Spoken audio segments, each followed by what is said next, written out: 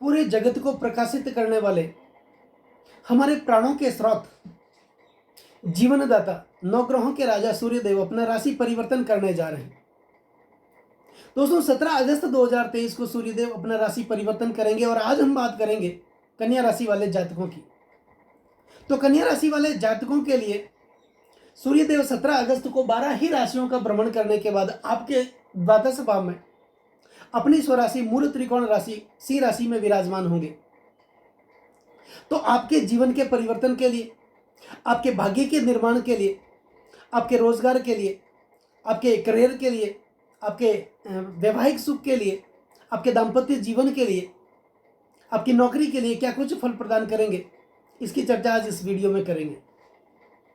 तो सूर्यदेव यहाँ पर आपके खर्चों के भाव, जो कि आपके निवेश का भाव है, इस भाव में द्वादश भाव में गोचर करेंगे। तो निश्चित तौर पर आप यूं मानिए कि पूरे महीने जीवन में खर्चे तो बने ही रहेंगे, क्योंकि सूर्य का राशि परिवर्तन 1 महीने का होता है और जिसे संक्रांति काल भी कहा जाता है। तो सूर्य द्वादश भाव में है, खर्चों के भाव में है, तो खर्चे होंगे, लेकिन सूर्य अपनी स्वराशि, अपनी मूल त्रिकोण राशि सिंह राशि में है। तो इतनी सद्बुद्धि तो आपको देंगे, इतना ज्ञान तो आपको देंगे, इतनी प्रेरणा तो आपको देंगे कि आपको आपके धन का जो खर्च है वो कहाँ करना है। अब जो हमारी मूलभूत आवश्यकताएं होती हैं, जैसे रोटी, कपड़ा और मकान, इसके लिए तो हर कोई अपना खर्च करता ही है। जैसे अपने बच्चों के एजुकेशन के लिए, बच्चों की सगाई के लिए, उनके विवाह के लिए, घर में जो छोटी मोटी जरूरत की चीज़ें होती हैं उनके लिए तो हर कोई अपना खर्च करता है। लेकिन जब कोई व्यक्ति अपने मौज शौक के लिए, अपनी भोग विलासिता के लिए, घूमने फिरने के लिए और अय्यासी के लिए पैसों का खर्च करता है, वह गलत खर्च की श्रेणी में आते हैं। तो यहाँ पर सूर्य द्वादश भाव में है, निश्चित तौर पर खर्चे करवाएंगे, लेकिन इतना भी ज्ञान साथ में देंगे कि खर्चों का, उस धन का निवेश आपको कहाँ करना है, खर्च आपको कहाँ पर नहीं करना है। जो आपने निवेश किया, चाहे आपने व्यापार में निवेश किया, आपने नौकरी में निवेश किया, आपने प्रॉपर्टी में निवेश किया, जो पैसा आपका खर्च हुआ है, तो कहीं ना कहीं आगे जाकर के उस निवेश का, उस खर्च का प्रतिफल आपको मिलने ही वाला है।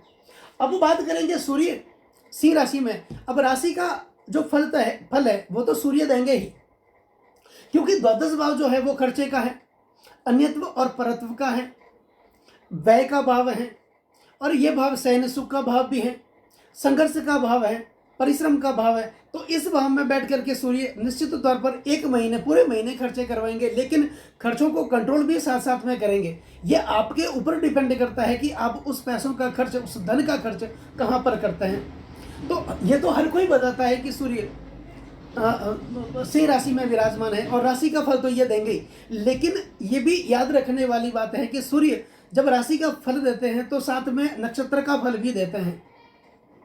तो दोस्तों 17 अगस्त को सूर्यदेव जब अपना राशि परिवर्तन करेंगे तो 17 अगस्त से लेकर 31 अगस्त तक सूर्य रहेंगे मघा नक्षत्र में। अब मघा नक्षत्र केतु का नक्षत्र है, तो आप यूं समझ सकते हैं कि आपकी जो ये गोचर कुंडली है, इनमें केतु आपके धन भाव के अंदर विराजमान है, और केतु आपके धन भाव में विराजमान है, और केतु इस समय कमजोर पड़े हैं। केतु इस समय बाल अवस्था के अंदर है।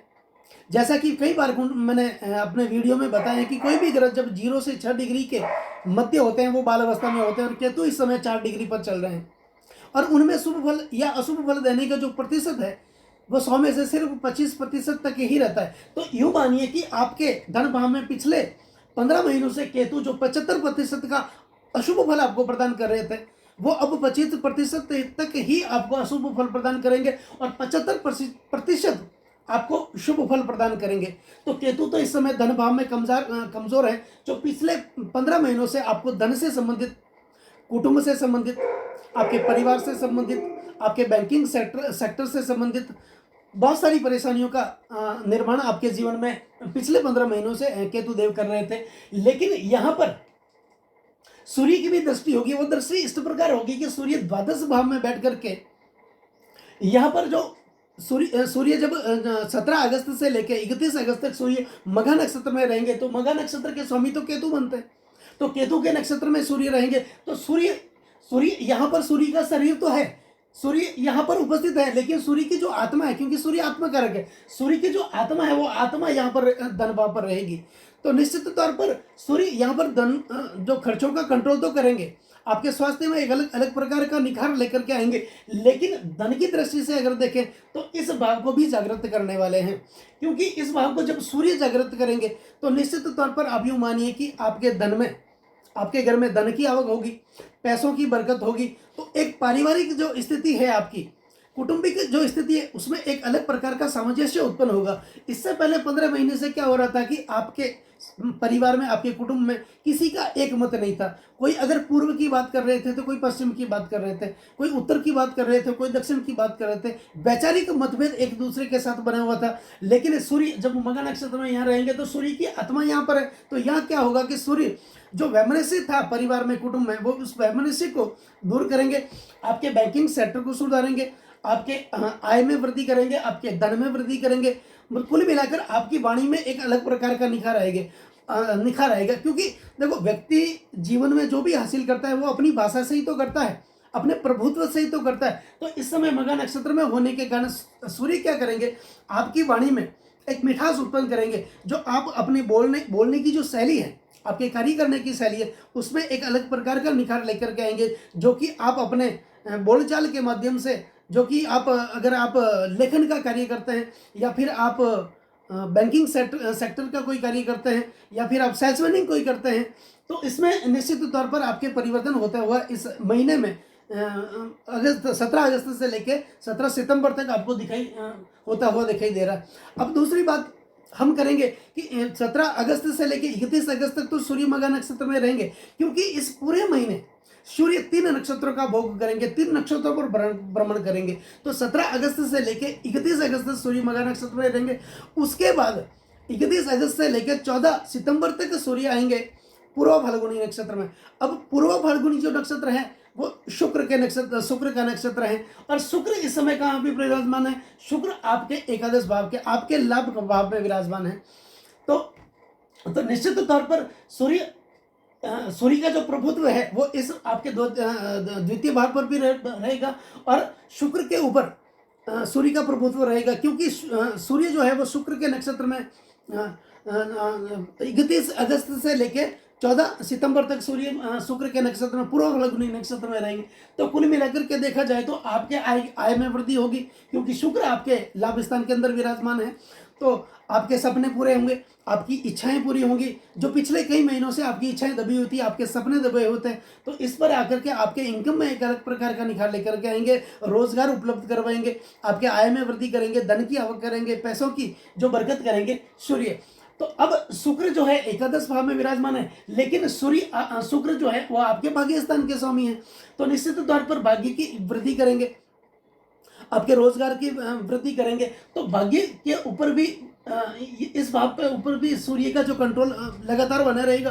तो यहाँ पर पिता के साथ अगर किसी प्रकार का तनाव, आपको ध्यान रखने वाली बात यह है कि अगर आपका पिता के साथ किसी प्रकार का तनाव है तो उस तनाव को निश्चित तौर पर आपको दूर करना है। पिता से किसी प्रकार की आपको बगावत नहीं करनी है, उनके साथ कदम से कदम मिलाकर के आपको चलना है। और यदि आपके पिता नहीं है, कई लोग ऐसे होते हैं जिनके पिता नहीं होते, तो जिनको आप पिता तुल्य मानते हैं, जिनका आप आदर सत्कार करते हैं, उनकी प्रेरणा लेकर के आप निरंतर आगे बढ़ सकते हैं, उनका मान सम्मान कर सकते हैं। तो निश्चित तौर पर आपके भाग्य में वृद्धि होगी, रोजगार की वृद्धि होगी, और आप में एक धार्मिक प्रवृत्ति बनी रहेगी। अपने इष्ट देव के प्रति एक विश्वास, एक श्रद्धा आपकी बनी रहेगी। जो भाग्य में निरंतर रुकावटें आ रही थी, वो रुकावटें इस महीने 17 अगस्त से लेकर 17 सितंबर तक वो रुकावटें, भाग्य में जो रुकावट अड़चने आ रही थी, वो अड़चने निश्चित तौर पर आपकी दूर होगी।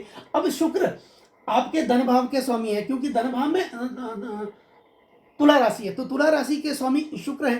तो ये भाव तो एक्टिवेशन में आएगा ही, लेकिन आपका जो भाग्य स्थान है वो भी एक्टिवेशन में आएगा, और निश्चित तौर पर आपके लाभ में वृद्धि होगी। अब कितनी सुंदर परिस्थिति का निर्माण आपके लिए हो रहा है, क्योंकि आपके लाभ भाव में शुक्र विराजमान है, जो कि आपके भाग्य के स्वामी है। अब जीवन में जो भी हम प्राप्त करते हैं, जो भी लाभ की प्राप्ति होती है हमें, जो हमारे कार्यों का प्रतिफल मान सम्मान हमें मिलता है, वो किससे मिलता है? हमारे भाग्य से ही मिलता है। तो निरंतर भाग्य में रुकावटें आ रही थी, लेकिन इस समय में, इस महीने में आपके भाग्य में निश्चित तौर पर वृद्धि होगी और आपके आय में वृद्धि होगी। यहाँ पर केतु पे भी सूर्य का प्रभाव है, शुक्र पर सूर्य का प्रभाव है और आपके भाग्य स्थान पर सूर्य का प्रभाव है। और 14 सितंबर से लेकर 17 सितंबर तक, अब हालांकि दिन का बहुत कम है, 3 दिन सूर्य जब रहेंगे वो अपने उत्तरा फाल्गुनी नक्षत्र में रहेंगे और उत्तरा फाल्गुनी जो नक्षत्र है वो सूर्य का नक्षत्र है। तो सूर्य अपने ही नक्षत्र में जब द्वादश भाव में अपनी स्वराशि में होंगे तो इस समय आपको थोड़ा ध्यान रखने की जरूरत है। इस समय आपके खर्चों को कंट्रोल करने की जरूरत है। निश्चित तौर पर आप जीवन में प्रगति तो करेंगे, लेकिन अपने खर्चों को कंट्रोल करके ही आपको प्रगति करनी है। बिना फिजूल का खर्चा, उस पर ऊपर आपको कंट्रोल रखना है। बिना मतलब का बाहर का खाना आपको नहीं खाना है और घूमने फिरने का अगर प्लानिंग है तो इस महीने आप वो बंद कर दें, क्योंकि गलत खर्चा आपके जीवन में आपको पीछे रख सकता है। तो कुल मिलाकर के ये अब ये जो भाव है, ये जो लग्न भाव है, अब लग्न भाव के स्वामी जो है वो है बुध, कन्या राशि के स्वामी भी बुध है और आपके लग्न के स्वामी भी बुध है। तो बुध देव ने आपके जो निवेशों का, आपके खर्चों का जो दायित्व दिया है वो दिया है सूर्यदेव को। तो सूर्यदेव यहाँ पर अपनी मूल त्रिकोण राशि में है, यूं समझ लिए शुभ स्थिति में तो है, फिर भी खर्चों पे कंट्रोल रखना वो आपका अपना काम है। अब सबसे बड़ी बात यह है कि ये जो लग्न भाव है, अब लग्न के इस तरफ तो जो होता है वो धन भाव होता है और इस तरफ जो होता है वो खर्च भाव होता है। और लग्न ये हमारा अपना भाव होता है, हमारे खुद का भाव होता है। यहाँ पर हमारा धन होता है, यहाँ पर हमारे खर्च होता है। तो हम जब भी कोई कुंडली देखते हैं, विवाह में अगर पति पत्नी का हम देखते हैं, लड़की लड़कियों का हम देखते हैं, तो सबसे पहले हम बुकुट दोष देखते हैं। बुकुट दोष यही होता है कि द्विद्वादश 2-12 और 2-12 हमेशा एक दूसरे पे भारी पड़ते हैं। तो 2-12 होता क्या है? 2-12 एक बुकुट दोष है, वो अपने आप में एक विरोधाभास उत्पन्न करते हैं, क्योंकि ये जो भाव है ये धन का भाव है और ये खर्चे के भाव है। तो जीवन में अगर खर्चे ज्यादा होंगे तो हमारा धन जो है वो एकत्रित हो ही नहीं सकता। तो ये दोनों भाव ही एक्टिवेशन में आ रहे हैं। एक तो आपका खर्च का भाव ही एक्टिवेशन में इसलिए आ रहा है कि सूर्य अपनी स्वराशि में है, अपनी मूल त्रिकोण राशि में है और यहाँ पर सूर्य मघा नक्षत्र में होंगे। तो मघा नक्षत्र के स्वामी केतु है, तो केतु इस समय कमजोर पड़े हैं, तो सूर्य की आत्मा यहाँ होगी। और एक जब यहाँ से निकलेंगे तो सूर्य जब पूर्व फाल्गुनी नक्षत्र में आएंगे, वो भी शुक्र का नक्षत्र है और शुक्र के नक्षत्र में जब पूर्व फाल्गुनी नक्षत्र में सूर्य होंगे तो शुक्र यहाँ पे लाभ भाव में, तो लाभ भाव पर ही सूर्य की आत्मा होगी। और शुक्र भाग्यस्थान के स्वामी हैं और आपके धन भाव के स्वामी हैं। तो कुल मिलाकर के देखा जाए तो ये जो सितंबर का महीना है, मतलब 17 अगस्त से लेकर 17 सितंबर तक का जो समय आपके जीवन के लिए बहुत ही शुभ होने वाला है। लेकिन खर्चों पर आपको कंट्रोल करना है। खर्चा जो भी आप धन निवेश करते हैं, जो भी आप पैसों का निवेश करते हैं, सोच समझ कर करें और अच्छे कार्यों में करें, शुभ कार्यों में करें। बिना फजूल का खर्च करने से आप बचें।